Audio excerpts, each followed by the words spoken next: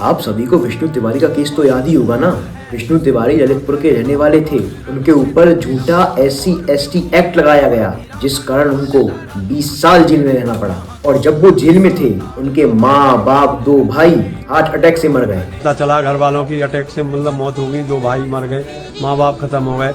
तो हम इस तरीके से फिर मानसिक तनाव में मतलब टेंशन में रहने लग गए। कुछ नहीं, हमारा सब कुछ खत्म हो गया। उनके वकील की फीस देने के लिए उनको अपनी सारी जमीन बेचनी पड़ी, उनको अपना मकान गिरवी रखना पड़ा। जब विष्णु तिवारी जेल से वापस लौट कर आए तो मीडिया वालों ने उनसे पूछा कि आपको क्या चाहिए। तो विष्णु तिवारी जी ने कहा कि मुझे मेरी जवानी, मुझे मेरा परिवार चाहिए, क्योंकि आज जब मैं जेल से छूट के आया हूँ तो मुझे रिसीव करने के लिए मेरा परिवार ही नहीं है। क्यों? क्योंकि मुझ पर एक झूठा केस लगाया गया था, मुझ पर झूठा SC/ST एक्ट लगाया गया था। अब फिर से ऐसा होने जा रहा है क्योंकि UGC का एक नया कानून आ चुका है। यदि मान लीजिए आप जनरल कैटेगरी से बिलोंग करते हैं, यदि मेरा ही एग्जाम्पल ले तो मैं ठाकुर रचित रघुवंशी जनरल कैटेगरी से बिलोंग करता हूँ, और यदि मैं कॉलेज पढ़ने जाता हूँ तो उस दौरान कोई आपसी रंजिश में कोई ST/ST वर्ग का मेरे बारे में कंप्लेन कर दे तो मेरा तो पूरा फ्यूचर ही बर्बाद हो जाएगा।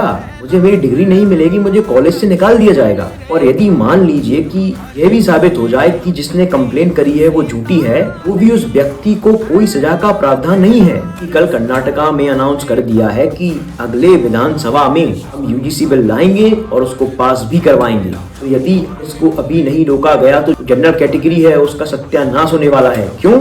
कि यदि आप विश्वविद्यालय जाएंगे तो आप किसी से खुल के बात भी नहीं कर पाएंगे। कितना डर और कितना चिंता, कितना तनाव का माहौल होगा, क्योंकि इससे बच्चों में भी मतभेद होगा।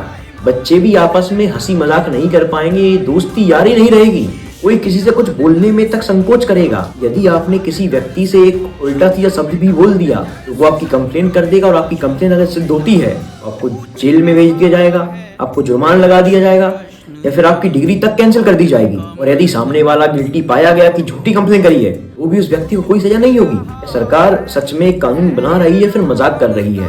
मैं सरकार से निवेदन करना चाहता हूँ कि जल्द से जल्द इस कानून में संशोधन करे और एक सही निर्णय ले।